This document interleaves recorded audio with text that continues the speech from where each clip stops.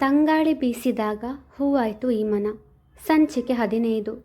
ತಕ್ಷಣ ಎಚ್ಚೆತ್ತ ಪೊಲೀಸರು ಖ್ಯಾತಿ ಹಾಗೂ ಬೈಕ್ ಸವಾರ ಹೇಳಿದ ಜಾಗ ಒಂದೇ ಎಂದರಿತು ವೇಗವಾಗಿ ಜೀಪ್ ಚಲಾಯಿಸಿದರು. ಕಾಲು ದಾರಿಯಾದುದರಿಂದ ಜೀಪು ಆ ದಾರಿಯಾಗಿ ಹೋಗಲು ಸಾಧ್ಯವಿರಲಿಲ್ಲ.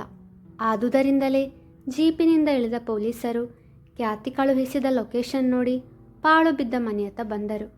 ಖ್ಯಾತಿಯ ತಲೆಗೆ ಆ ವ್ಯಕ್ತಿ ಹೊಡೆದಾಗ ಅವಳತ್ತ ಹೋಗಲು ನೋಡಿದ ಬೈಕ್ ಸವಾರನನ್ನು ತಡೆದ ಪೊಲೀಸರು ಹೊರಗೆ ಕಾಣುವ ಇಬ್ಬರಲ್ಲದೆ ಬೇರೆ ಯಾರಾದರೂ ಇದ್ದಾರೆಯೇ ಎಂದು ಪರಿಶೀಲಿಸಿ ಮುಂದೆ ಹೆಜ್ಜೆ ಇಟ್ಟವರು ಅವರನ್ನು ಸುತ್ತುವರೆದರೆ ಬೈಕ್ ಸವಾರ ಖ್ಯಾತಿಯತ್ತ ಧಾವಿಸಿದ. ಅವಳ ತಲೆಯಿಂದ ರಕ್ತ ಹೋಗುತ್ತಿರುವುದನ್ನು ಕಂಡು ಅವನ ಕಣ್ಗಳಲ್ಲಿ ನೀರು ಜಿನುಗಿತು. ಕೆಳಗೆ ಬಿದ್ದ ಅವಳ ಮೊಬೈಲ್ ತನ್ನ ಜೇಬಿಗೆ ಸೇರಿಸಿದವನೇ ಅವಳನ್ನು ತನ್ನ ತೋಳಿನಲ್ಲಿ ಎತ್ತಿಕೊಂಡವ ಪೊಲೀಸರ ಕಡೆಗೆ ತಿರುಗಿ, ಸರ್, ಯಾವುದೇ ಕಾರಣಕ್ಕೂ ಇವರು ತಪ್ಪಿಸ್ಕೊಳ್ಬಾರ್ದು, ಸಾಯುವ ತನಕ ಜೈಲಿನಲ್ಲೇ ಬಿದ್ದಿರಬೇಕು ಎಂದವ ಅವಳನ್ನು ಆಸ್ಪತ್ರೆಗೆ ಸಾಗಿಸಲು ಪರದಾಡಿದ. ಬೈಕಿನಲ್ಲಿ ಅವಳನ್ನು ಕೂರಿಸಿಕೊಂಡು ಹೋಗುವುದು ಕಷ್ಟವಿತ್ತು. ಸಿಕ್ಕ ಆಟೋ ನಿಲ್ಲಿಸಿದವ ಬೇಗನೆ ಆಸ್ಪತ್ರೆಗೆ ತಲುಪಿದ. ಡಾಕ್ಟರ್ ಮೊದಲು ಕೊಲೆ ಪ್ರಯತ್ನ, ಪೊಲೀಸ್ ಕೇಸ್ ಎಂದು ಅವಳಿಗೆ ಟ್ರೀಟ್ಮೆಂಟ್ ನೀಡಲು ನಿರಾಕರಿಸಿದಾಗ ಅವನು ಪೊಲೀಸರಿಗೆ ಕರೆ ಮಾಡಿ ವಿಷಯ ತಿಳಿಸಿದ. ಅವರು ಡಾಕ್ಟರ್ ಬಳಿ, ಎಲ್ಲ ನಾವು ನೋಡ್ಕೋತೀವಿ, ನೀವು ಮೊದಲು ಆ ಹುಡುಗಿಗೆ ಟ್ರೀಟ್ಮೆಂಟ್ ಕೊಡಿ ಎಂದ ನಂತರವೇ ಡಾಕ್ಟರ್ ಅವಳಿಗೆ ಟ್ರೀಟ್ಮೆಂಟ್ ನೀಡಲು ಮುಂದಾಗಿದ್ದು. ಅವಳ ತಲೆಯಿಂದ ತುಂಬ ರಕ್ತ ಹೋಗಿದ್ದರಿಂದ ರಕ್ತದ ಅವಶ್ಯಕತೆ ಇದೆ ಎಂದಿದ್ದರು ಡಾಕ್ಟರ್. ಅವನ ಹಾಗೂ ಅವಳ ರಕ್ತದ ಗುಂಪು ಬೇರೆ ಬೇರೆ ಆಗಿತ್ತು. ತಕ್ಷಣ ತನ್ನ ಗೆಳೆಯನಿಗೆ ಕರೆ ಮಾಡಿದವ ನಡೆದ ಘಟನೆಯನ್ನು ಚುಟುಕಾಗಿ ತಿಳಿಸಿ ಅವನನ್ನು ಆಸ್ಪತ್ರೆಗೆ ಬರಲು ಹೇಳಿದ. ಪ್ರಮೋದ್, ಅವಳ ಜೀವ ಅಪಾಯದಲ್ಲಿದೆ. ನಿನ್ನ ಹಾಗೂ ಅವಳ ಬ್ಲಡ್ ಗ್ರೂಪ್ ಸೇಮ್. ಪ್ಲೀಸ್ ಮಗ, ನಿನ್ನ ಬ್ಲಡ್ ಕೊಟ್ಟು ಅವಳನ್ನು ಕಾಪಾಡು ಎಂದು ಅವನಿಗೆ ಕೈ ಮುಗಿದಾಗ, ಏನೋ ನೀನು, ನಾನೇ ನಿನಗೆ ಹೊರಗಿನವನ. ಇಂಥ ಸಂದರ್ಭದಲ್ಲಿ ನನ್ನಿಂದ ಆಗಲ್ಲ ಅಂದರೆ ನನ್ನನ್ನು ನಿನ್ನ ಫ್ರೆಂಡ್ ಅಂತ ಹೇಳಲ್ಲ ಮಗ ಎಂದವ ಬಾ ಎಂದು ಡಾಕ್ಟರ್ ಇರುವಲ್ಲಿಗೆ ಕರೆದೊಯ್ದ. ರಾತ್ರಿ ಆಯಿತು. ಬಂಗಾರಿ ಇನ್ನೂ ಬಂದಿಲ್ಲ. ಸ್ತುತಿ, ಇನ್ನೊಂದು ಸಾರಿ ಕಾಲ್ ಮಾಡಿ ನೋಡು, ನನಗೆ ಯಾಕೋ ತುಂಬ ಭಯ ಆಗ್ತಿದೆ ಆತಂಕದಿಂದ ನುಡಿದರು ಆಶಾರವರು. ಸರಿ ಮಮ್ಮಿ ಎಂದವಳೆ ಖ್ಯಾತಿಗೆ ಕರೆ ಮಾಡಿದಳು.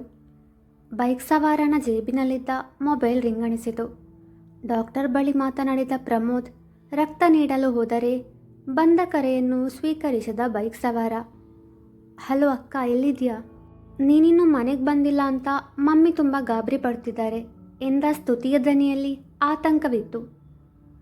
ನೋಡಿ, ನಿಮ್ಮಕ್ಕ ಆಸ್ಪತ್ರೆಯಲ್ಲಿದ್ದಾಳೆ ಎಂದವ ಆಸ್ಪತ್ರೆಯ ವಿಳಾಸ ತಿಳಿಸಿ ಬೇಗ ಬನ್ನಿ ಎಂದ. ಅವನ ಮಾತು ಕೇಳಿ ಅವಳ ಕೈಯಲ್ಲಿದ್ದ ಮೊಬೈಲ್ ಕೆಳಗೆ ಜಾರಿತು. 2 ದಿನದ ಹಿಂದೆಯಷ್ಟೇ ತಂದೆ ತಾಯಿಗೆ ಅಪಘಾತವಾಗಿ ಆಸ್ಪತ್ರೆಗೆ ಸೇರಿದ್ದರು. ಈಗ ತನ್ನ ಅಕ್ಕ ಸಹ ಆಸ್ಪತ್ರೆಯಲ್ಲಿದ್ದಾಳೆ. ಮೊದಲೇ ಖ್ಯಾತಿ ಮನೆಗೆ ಬರಲಿಲ್ಲ ಎಂದು ಆತಂಕ ಪಡುತ್ತಿರುವ ತಾಯಿಯ ಬಳಿ ಇರುವ ವಿಷಯವನ್ನು ಹೇಳಲು ಮನಸ್ಸಾಗಲಿಲ್ಲ ಅವಳಿಗೆ. ಸ್ತುತಿ, ಏನಾಯಿತು ಎಂದರು ಪದ್ಮಾವತಿಯವರು ಗಾಬರಿಯಿಂದ. ಅದು ಅಕ್ಕ ಸಹನಕ್ಕನ ಮನೆಯಲ್ಲಿದ್ದಾಳಂತೆ, ನಾಳೆ ಬರ್ತಾಳೆ ಅಂತ ಹೇಳಿದ್ಲು ಎಂದು ತನಗೆ ತೋಚಿದ ಹಾಗೆ ಸುಳ್ಳು ಹೇಳಿದಳು. ಸಹನಾ ಮನೆಗೆ ಯಾಕೆ ಹೋಗಿದ್ದಾಳೆ? ಮಗಳ ಉತ್ತರ ಕೇಳಿದವರು ಅದನ್ನು ನಂಬಲಿಲ್ಲ.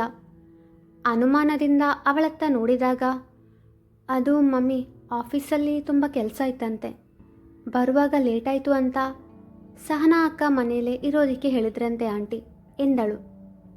ಮತ್ತೆ ನಿನ್ನ ಮೊಬೈಲ್ ಯಾಕೆ ಕೆಳಗೆ ಬಿತ್ತು? ಅವಳ ಮಾತನ್ನು ಸಂಪೂರ್ಣವಾಗಿ ನಂಬಲಿಲ್ಲ ಅವರು. ಕೈಯಿಂದ ಸ್ಲಿಪ್ ಆಯಿತು ಮಮ್ಮಿ, ನೀನ್ಯಾಕೆ ಪೊಲೀಸ್ ಥರ ಕ್ರಾಸ್ ಕ್ವಶನ್ ಮಾಡ್ತಿದ್ಯಾ ಎಂದವಳೆ. ನನ್ನನ್ನು ಕೂಡ ಸಹನಾ ಅಕ್ಕನ ಮನೆಗೆ ಬರೋಕ್ಕೆ ಹೇಳಿದಾಳೆ, ನಾನು ಹೋಗಿ ಬರ್ತೀನಿ ಎಂದವಳೆ ಗೋಪಿನಾಥ್ರವರ ಬಳಿ. ಪಪ್ಪ, ನಾನು ಹೋಗಿ ಬರ್ತೀನಿ ಎಂದಾಗ ಅವರು ಸರಿ ಎಂಬಂತೆ ತಲೆ ಆಡಿಸಿದರು. ಮೊದಲು ಆಸ್ಪತ್ರೆಗೆ ಹೋಗಿ ಅಕ್ಕಂಗೆ ಏನಾಗಿದೆ, ಇವಾಗ ಹೇಗಿದ್ದಾಳೆ ಅಂತ ತಿಳ್ಕೋಬೇಕು, ಆಮೇಲೆ ನಿಧಾನವಾಗಿ ಮನೆಯಲ್ಲಿ ವಿಷಯ ತಿಳಿಸೋಣ ಎಂದುಕೊಂಡವಳೆ ತನ್ನ ಸ್ಕೂಟಿಯನ್ನು ಆಸ್ಪತ್ರೆಯತ್ತ ಚಲಾಯಿಸಿದಳು. ಖ್ಯಾತಿಗೆ ರಕ್ತ ಕೊಟ್ಟು ಹೊರಬಂದ ಪ್ರಮೋದ್ನನ್ನು ಅಪ್ಪಿಕೊಂಡವ, ಥ್ಯಾಂಕ್ಸ್ ಕಣು ಎಂದ ಭಾವುಕನಾಗಿ. ನೀನು ಕಾಲೇಜಲ್ಲಿರುವಾಗ ಯಾರನ್ನು ಪ್ರೀತಿಸ್ತಿರಲಿಲ್ಲ. ನಿಮಗೆ ಎಷ್ಟೋ ಹುಡುಗಿಯರು ಪ್ರಪೋಸ್ ಮಾಡಿದ್ರು, ಅವರ ಕಡೆಗೆ ತಿರುಗಿ ನೋಡದವನು ನೀನು. ಈಗ ಒಂದು ಹುಡುಗಿಗೋಸ್ಕರ ಅಳ್ತಿದ್ಯಾ ಅಂದರೆ ಅವಳನ್ನು ನೀನು ಪ್ರೀತಿಸ್ತಿದ್ಯಾ ಅಂತ ಅನಿಸುತ್ತೆ. ನೀನೇ ಹೇಳೋವರೆಗೂ ನಾನು ಈ ವಿಷಯದ ಬಗ್ಗೆ ನಿನ್ನಲ್ಲಿ ಏನೂ ಕೇಳಲ್ಲ ಎಂದ ಪ್ರಮೋದ್ ಗೆಳೆಯನ ಮನಸ್ವರಿತವನಂತೆ. ನಿನ್ನೂಹೆ ನಿಜ ಕಣೋ. ಈಗ ಸಮಯ ಸಂದರ್ಭ ಎರಡೂ ಸರಿಯಿಲ್ಲ. ಒಂದು ದಿನ ನಿನ್ನ ಬಳಿ ಎಲ್ಲ ವಿಷಯವನ್ನು ಹೇಳ್ತೀನಿ ಎಂದವ. ಮನೆಯಲ್ಲಿ ನಿನಗೋಸ್ಕರ ಕಾಯ್ತಿರ್ತಾರೆ, ನೀನಿನ್ನು ಹೊರಡು ಎಂದ. ಪರವಾಗಿಲ್ಲ ಕಣೋ, ನಾನು ನಿನ್ನ ಜೊತೆ ಇರ್ತೀನಿ. ನಿನ್ನನ್ನು ಈ ಸ್ಥಿತಿಯಲ್ಲಿ ಒಬ್ಬನೇ ಬಿಟ್ಟು ಹೋಗೋದಕ್ಕೆ ನನಗೆ ಮನಸ್ಸು ಬರ್ತಿಲ್ಲ. ಅವಳ ತಂಗಿ ಕಾಲ್ ಮಾಡಿದ್ಲು, ವಿಷಯ ತಿಳಿಸಿದ್ದೀನಿ. ಇನ್ನೇನು ಅವಳ ಮನೆಯವರು ಸಹ ಬರ್ತಾರೆ, ನಿನ್ನ ಮನೆಗೆ ಹೋಗು ಎಂದವ. ಅವನನ್ನು ಆಸ್ಪತ್ರೆಯ ಹೊರಗೆ ತನಕ ಬಿಟ್ಟು ಬಂದ. ತನ್ನ ಅಕ್ಕನಿಗೆ ಏನಾಯಿತೋ ಎಂದು ಗಾಬರಿಯಲ್ಲಿ ಓಡೋಡಿ ಬಂದ ಸ್ತುತಿ ICU ಮುಂದೆ ನಿಂತಿರುವ ಬೈಕ್ ಸವಾರನನ್ನು ಕಂಡು ಅಚ್ಚರಿಯಿಂದ, ನೀವಾ ಎಂದಳು. ಸ್ತುತಿಯತ್ತ ನೋಟ ಹರಿಸಿದವ. ಹಾಂ ನಾನೇ ಎಂದವ. ಅಂದರೆ ಅವರು ನಿಮ್ಮ ಅಕ್ಕನ ಎಂದು ಕೇಳಿದ, ತನಗೆ ಖ್ಯಾತಿಯ ಪರಿಚಯವಿಲ್ಲದಂತೆ. ಹೌದು ಎಂದವಳೆ. ನಮ್ಮ ಅಕ್ಕಂಗೇನಾಗಿದೆ ಎಂದಾಗ, ನಮ್ಮ ಸುತ್ತಮುತ್ತ ಇಬ್ಬರು ಕಳ್ಳರು ವೇಷ ಬದಲಿಸಿಕೊಂಡು ಹಗಲು ಹೊತ್ತು ತಿರುಗುತ್ತಿದ್ರು, ರಾತ್ರಿ ಕಳ್ಳತನ ಮಾಡ್ತಿದ್ರು. ಅವರಲ್ಲಿ ಒಬ್ಬನನ್ನು ನಿಮ್ಮ ಅಕ್ಕ ನೋಡಿದ್ಲು. ಅವಳಿಗೆ ಅನುಮಾನ ಬಂದು ಅವರನ್ನು ಫಾಲೋ ಮಾಡಿಕೊಂಡು ಅವರಿರುವ ಜಾಗಕ್ಕೆ ಹೋಗಿ ಪೊಲೀಸ್ಗೂ ಇನ್ಫಾರ್ಮ್ ಮಾಡಿದ್ಲು. ಆದರೆ ಪೊಲೀಸರು ಅಲ್ಲಿಗೆ ರೀಚ್ ಆಗುವ ಮೊದಲೇ ಆ ಕಳ್ಳರಲ್ಲಿ ಒಬ್ಬ ನಿಮ್ಮ ಅಕ್ಕಂಗೆ ಹೊಡೆದಿದ್ದ. ನಾನು ಮನೆಗೆ ಹೋಗುವ ದಾರಿಯಲ್ಲಿ ಪೊಲೀಸರನ್ನು ಕಂಡೆ. ಅವರ ಜೊತೆ ಪ್ರಜ್ಞೆ ಇಲ್ದಿರೋ ನಿಮ್ಮ ಅಕ್ಕ. ಪೊಲೀಸ್ಗೆ ಅವರ ಡ್ಯೂಟಿ ಇರುತ್ತೆ, ಸೊ ನಿಮ್ಮ ಮನೆಯವರು ಬರುವ ತನಕ ಇವರ ಜೊತೆ ಇರೋಣ ಅಂತ ಅಂದ್ಕೊಂಡು ಹಾಸ್ಪಿಟಲ್ಗೆ ಬಂದೆ ಎಂದವ. ಪೂರ್ತಿ ಸತ್ಯವನ್ನು ಹೇಳಲಿಲ್ಲ. ಹೇಳಿದರೆ ಖ್ಯಾತಿ ತನಗೆ ಪರಿಚಯ ಎಂಬ ವಿಷಯವನ್ನು ಸಹ ಹೇಳಬೇಕಾಗುತ್ತದಲ್ಲ. ನಾನು ಅಕ್ಕನನ್ನು ನೋಡಬೇಕು ಎಂದಳು ದುಃಖದಿಂದ. ಇವಾಗ ಯಾರೂ ಅವರನ್ನು ನೋಡೋ ಹಾಗಿಲ್ಲ. ಶೀಸ್ ಔಟ್ ಆಫ್ ಡೇಂಜರ್ ಅಂತ ಡಾಕ್ಟರ್ ಹೇಳಿದ್ದಾರೆ. Don't worry. ಅಂದಹಾಗೆ ನೀವೊಬ್ಬರೇ ಬಂದ್ರಾ? ಸರ್ ಮತ್ತು ಮ್ಯಾಮ್ ಎಲ್ಲಿ ಎಂದು ಕೇಳಿದ. ಅವಳೊಬ್ಬಳೇ ಇರುವುದನ್ನು ನೋಡಿ, ಈಗಷ್ಟೇ ಹಾಸ್ಪಿಟಲ್ನಿಂದ ಮನೆಗೆ ಬಂದು ಸುಧಾರಿಸಿಕೊಳ್ತಿದ್ದಾರೆ. ಈಗ ಅಕ್ಕನಿಗೆ ಹೀಗಾಗಿದೆ ಅಂತ ಗೊತ್ತಾದರೆ ಮಮ್ಮಿಗೆ ಅದು ಸಹಿಸೋಕ್ಕಾಗಲ್ಲ. ಅದಕ್ಕೆ ಅವರಿಗೆ ಈಗಲೇ ವಿಷಯ ತಿಳಿಸಲಿಲ್ಲ ಎಂದವಳ ಮಾತಿನಲ್ಲಿ ತನ್ನವರ ಬಗ್ಗೆ ಇದ್ದ ಕಾಳಜಿ ಹಾಗೂ ಪ್ರಬುದ್ಧತೆಗೆ ಮೆಚ್ಚುಗೆಯಿಂದ ತಲೆಯಾಡಿಸಿದವ. ನಿಮ್ಮ ಮಾತು ನಿಜ. ಹಾಗಾದರೆ ನೀವೊಬ್ಬರೇ ಇಲ್ಲಿರೋದು ಬೇಡ, ನಾನು ನಿಮ್ಮ ಜೊತೆ ಇಲ್ಲೇ ಇರ್ತೀನಿ ಎಂದ. ನನಗೇನು ಸಮಸ್ಯೆ ಇಲ್ಲ ಅದ್ರತ್. ನೀವು ನಿಮ್ಮ ಮನೆಗೆ ಹೋಗಿ, ನಿಮಗೋಸ್ಕರ ಮನೆಯಲ್ಲಿ ಕಾಯ್ತಿರ್ತಾರೆ. ನೀವು ಇಷ್ಟೊತ್ತು ಇಲ್ಲಿದ್ದರಲ್ಲ, thank you so much for that ಎಂದಳು ಕೃತಜ್ಞತೆಯಿಂದ. ತನಗಾಗಿ ಮನೆಯಲ್ಲಿ ಕಾಯುತ್ತಿದ್ದವಳ ನೆನಪಾದೊಡನೆ, ಸರಿ ನಾನು ಮನೆಗೆ ಹೋಗ್ತೀನಿ, ಏನಾದರೂ ಸಹಾಯ ಬೇಕಿದ್ರೆ ನಂಗೆ ಕಾಲ್ ಮಾಡಿ, ಎಷ್ಟು ಹೊತ್ತಾದರೂ ಪರವಾಗಿಲ್ಲ ಬರ್ತೀನಿ ಎಂದವನಿಗೆ, it's okay, I will manage ಎಂದಳು. ದೆನ್ ಓಕೆ ಬಾಯ್ ಎಂದವ. ಮನೆಯ ದಾರಿ ಹಿಡಿದ. ಖ್ಯಾತಿಯ ಮೊಬೈಲ್ ಅವನ ಬಳಿಯೇ ಉಳಿಯಿತು. ಅದನ್ನು ಸ್ತುತಿಗೆ ಕೊಡಲು ಮರೆತಿದ್ದ. ಅವಳಿಗೂ ಸಹ ನೆನಪಾಗಲಿಲ್ಲ. ಅಕ್ಕನನ್ನು ನೋಡುವ ತನಕ ನೆಮ್ಮದಿ ಇಲ್ಲ ಅವಳಿಗೆ.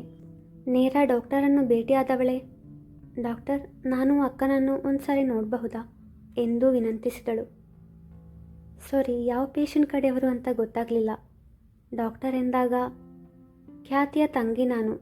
ಅದೇ ತಲೆಗೇಟ್ ಬಿದ್ದು ICUನಲ್ಲಿ ಅಡ್ಮಿಟ್ ಮಾಡಿದ್ದೀರಲ್ಲ ಎಂದಳು. ಹಾಂ ನೆನಪಾಯಿತು. ಅವರ ಪ್ರಾಣಕ್ಕೇನೂ ಅಪಾಯ ಇಲ್ಲ. ಆದರೆ ನೀವೀಗ ಅವರನ್ನು ನೋಡುವುದಾದರೆ ದೂರ ನಿಂತು ನೋಡಬೇಕಷ್ಟೆ. ಅವರಿಗಿನ್ನೂ ಪ್ರಜ್ಞೆ ಬಂದಿಲ್ಲ. ಅವರು ರೆಸ್ಟ್ ಮಾಡಲಿ, ನೀವು ನಾಳೆ ಬೆಳಗ್ಗೆ ನೋಡಿ ಅವರನ್ನು ಎಂದರು ಡಾಕ್ಟರ್. ಸರಿ ಎಂದವಳು ಅಲ್ಲಿಂದ ಹೊರಟಳು. ICUವಿನ ಹೊರಗಿನಿಂದ ಇಣುಕಿ ನೋಡಿದವಳಿಗೆ ತಲೆಗೆ ಪಟ್ಟಿ ಹಾಕಿದ ಅಕ್ಕನನ್ನು ನೋಡಿ ಹೃದಯದಲ್ಲಿ ಸಂಕಟವಾಯಿತು. ತಕ್ಷಣ ತನ್ನ ಮೊಬೈಲ್ನಿಂದ ಸಹನಾಳಿಗೆ ಕರೆ ಮಾಡಿದವಳೆ ವಿಷಯ ತಿಳಿಸಿದಳು. ನಾನು ಈಗಲೇ ಬರ್ತೀನಿ ಎಂದು ಸಹನಾ ಅತ್ತಾಗ, ಅಕ್ಕ ನನ್ನ ಮನೆಯವರಿಗೆ ವಿಷಯ ತಿಳಿಸಲಿಲ್ಲ. ನಾಳೆ ಬೆಳಗ್ಗೆ ಮನೆಗೆ ಹೋದ ನಂತರ ವಿಷಯ ತಿಳಿಸ್ಬೇಕು. ನೀನು ನಾಳೆ ಬೆಳಗ್ಗೆ ಬಾ.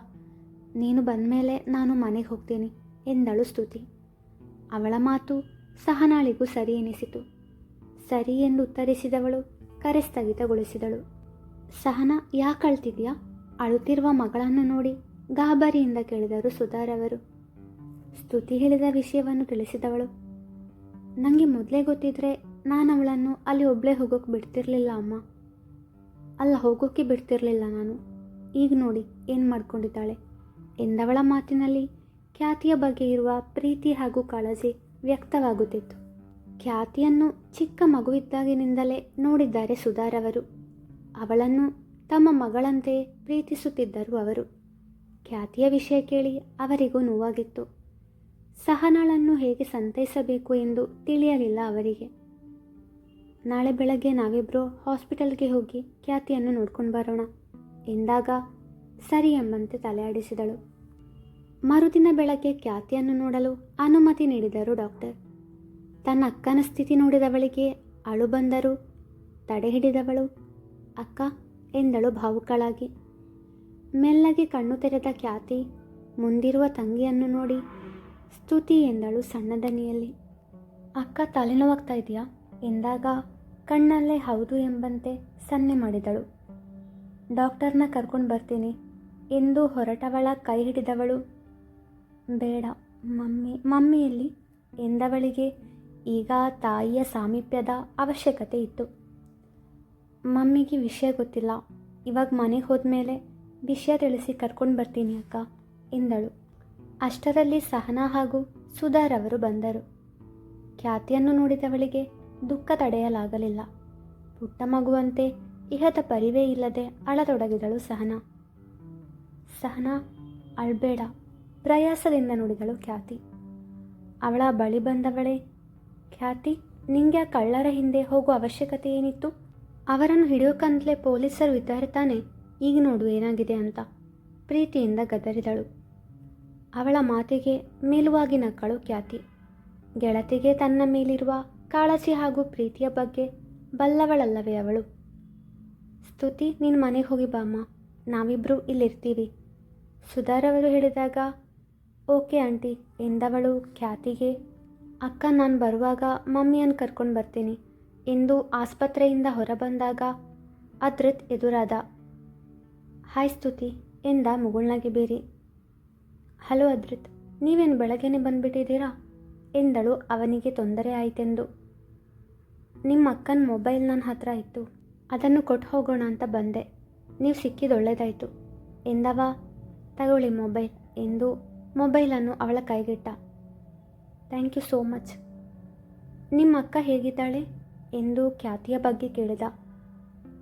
ಇವಾಗ ಪ್ರಜ್ಞೆ ಬಂದಿದೆ, ಆದರೆ ತಲೆನೋವಿದೆ, ತುಂಬ ಸುಸ್ತಾದಂತೆ ಕಾಣ್ತಿದ್ದಾಳೆ ಎಂದಳು ಬೇಸರದ ದನಿಯಲ್ಲಿ. ಅವನಿಗೆ ಬೇಸರವಾದರೂ ತೋರಗೊಡದವ.